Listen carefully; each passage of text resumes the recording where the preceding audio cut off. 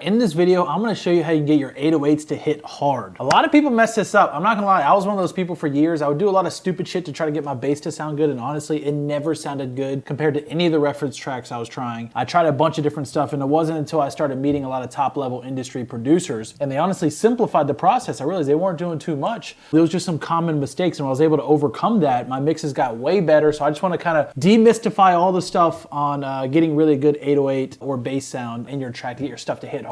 All right, so I've broken this video down into 7 easy steps for you to follow. If you just do this stuff, I promise you your basses will get better. So the first thing you need to know is that it's not really that valuable to solo your bass. Like if I'm working on this track here, this beat, and I'm like listening to it, and I solo my bass real quick, what I see a lot of people doing is they'll pull up different things, even like Diablo, right? They'll pull up something like Diablo, which is our bass and drum design software. This is coming from a guy who created this thing. They'll pull it up, they'll sit here and they'll play with like the boost, the punch sizzle, they'll mess around with the presets, and the whole time it's soloed, right?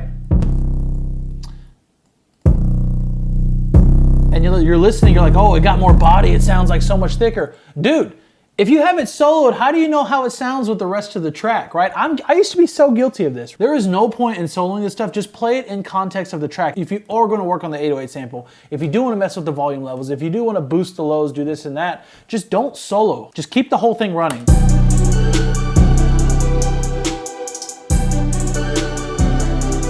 So that's the first tip. It's okay to pull up, different things, saturators, whatnot, to try to get your bass to sound good. I personally say if you're using a lot of Cymatics samples, I would just say, leave them blank and try to get the volumes right. But I see this as a big mistake for people. Think about this as like tasting like salt. Oh, that's pretty salty. Let me dictate how much I should put in my dish. Or tasting ketchup without the hot dog and the bun and all the stuff, right? You're essentially getting a little something that's out of context, and you're not able to contextualize how it fits in the overall picture and the overall mix. And it's just not gonna really help you out that much. I would argue that soloing in that fashion is kind of poison. It doesn't mean you never can solo a track for different purposes, but in terms of does it sound good with my mix, it's not gonna help you at all. Okay, so the next tip is really simple. So let's say I have a melody like this. I made this melody, I really like how the melody sounds, but to be honest with you, I changed the key of the song to make the mix better, more than I do for the tonality, right? So if I mess around with this and I go, let's say up 2. It's got a different tone to it, but to be honest with you, I don't really care about how the melodics sound. Once I like the melodics, I actually choose the key to better fit the bass note. So we're gonna go into the bass note real quick. It's ironic because I'm soloing the bass note, but I'm doing this for a different purpose, okay? I'm not mixing it, I'm trying to hear how hard that bass sample is in a different key. So I'm gonna play it in the original key and then I'm gonna move it around. If I move it up, let's say 3, or 5.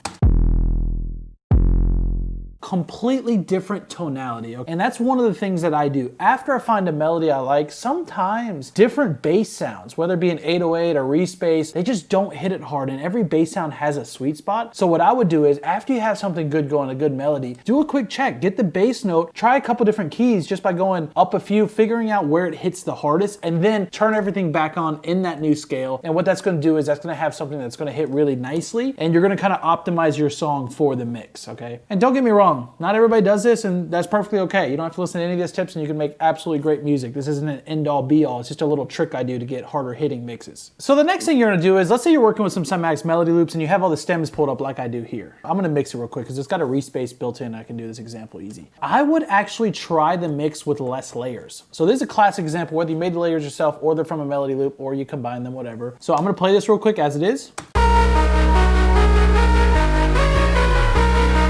It's a little busy for me, so the first thing I'm gonna do is I'm gonna say, like, can I calm it down a little bit by removing layers to get a cleaner mix? Sometimes it's obviously gonna change the sound a bit, but you can get harder hitting stuff if you just start removing layers.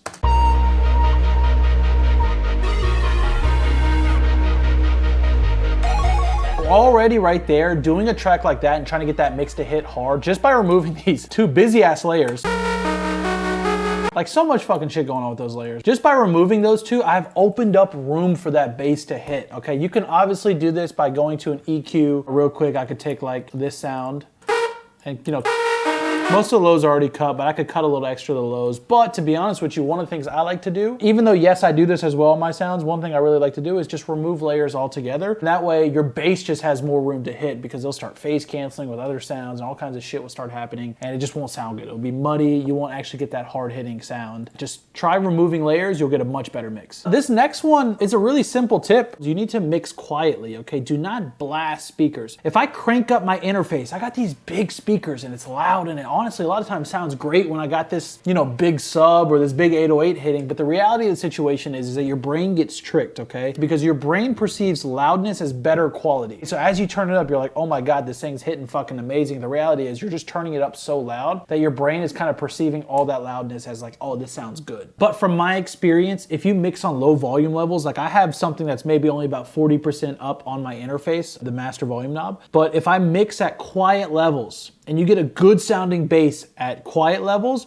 turning it up is always easy to sound good. But to go backwards, to have something cranked up sound good and then you turn it down, honestly, almost never for me does it sound nearly as good. But if I can get it to sound real good on quiet volume levels, it'll sound amazing everywhere, in the car, on the phone speaker, all that great stuff. This is the number one reason why if you, let's say, make a song and you go to your car or you go to your iPhone and you listen to it and you're like, what the fuck is this? It doesn't sound anything like I was in the studio. It's because you're blasting the music too loud. Same thing in your headphones. Don't blast the music too loud. If you mix quietly, that's what all the top engineers do. If you mix quietly, you can get a lot better mixes on your low end. The next thing is understanding your device. I've been a big advocate about this in the past. You should have your samples hooked up to like a Dropbox. That's what I have. And I have it synced up on all my devices. So a lot of times I like to test bass sounds on my laptop speakers because they're just big enough to where I can hear a little bit of that low mids kind of clearly. And sometimes I like to check the samples on my iPhone and I listen. I can literally go through my bass folders on different packs and I'm like, oh, how does this bass sound on a phone, right? Because you gotta think 99% of music discovery these days happens on mobile devices. Not everybody has concert level speakers or big ass fucking subs like you probably do in your studio or some nice mixing headphones. A lot of people are just on, you know, a laptop or some shitty speaker. And so you need to have the basses that sound best on those devices.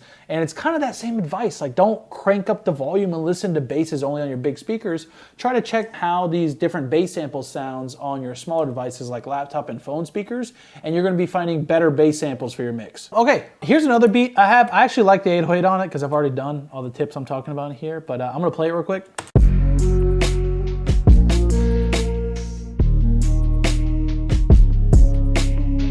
Let's just pretend I didn't like that bass sound. A lot of producers, and I used to be guilty of this as well, will try to go in and fix the bass. Let me try to go in here and add a saturator and a compressor and do all this little shit. Don't try to fix your bass sounds. Just try out different bass sounds. Even if you only use a Cymatics free pack, you have hundreds of different bass samples. I'm sure you got a bunch that you have as well. Just try out different sounds. It's not necessarily our job as a producer to sit there and sound design everything on the spot, especially if you're just trying to spot correct something. So what I would do is I would actually just go down right here and I would just switch out the samples as fast as possible. And one cool thing is too, if you click the middle mouse button in FL, you can actually instantly swap the sample. So if I just click it, bang, bang, bang, you can quickly go through and change the samples. And once again, I soloed it to show you real quick, but you shouldn't solo it. But don't try to fix bass samples. Just find other ones and you'll find an answer a lot quicker because the sound designers and the engineers who have worked on it, especially like if you're using Cymatics packs, they have spent all the time battle testing this stuff, running it through hardware gear, doing the sound design on plugins like our plugin Diablo. A lot of times when you guys get that end result, that sample, it's already been through the lab. So it should be your job as a producer to just select the sound. That's why they say sound selection is so important. You can really defy your sounds by what samples you pick as well as a little bonus, like what 808s you like, this and that.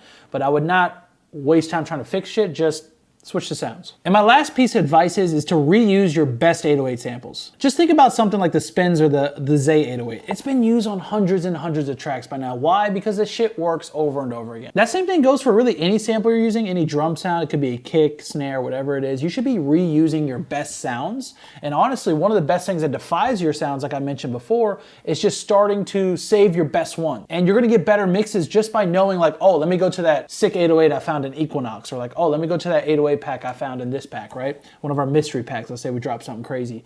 You just need to know where those best 808 samples are and reuse the ones you really like. This will help you build your own unique sound, but to be honest with you, the best 808s start sounding good on every single track. I have certain 808s I go to almost all the time. But the only caveat to this is if you start to do this too much, you accidentally make the same sounding song over and over again, and you kind of get stuck in a rut that can lead to like a little bit of like creative block. What I would suggest doing is sometimes pull out one of your banger ones. Other times, be willing to take risk and dive into newer packs. Because honestly, if you find, let's say, a new 808 folder from one of our packs, if you find 2 to 3 bass samples you fucking love, that is worth $1 million. I just look for that 1 or 2 samples in every folder that I'm like, oh, fuck yeah, this sample's amazing. If you can do that after a year of just diving in and tearing apart samples, you're gonna end up with a whole collection of sounds that really help defy your sounds, but that you know are gonna help give you that best mix. I'm gonna give you one more bonus tip. Also, if you have an 808 that you like, but it's not hitting right, mess around with the volume levels. Don't put different effects plugins on it. Just turn up the volume just a little bit.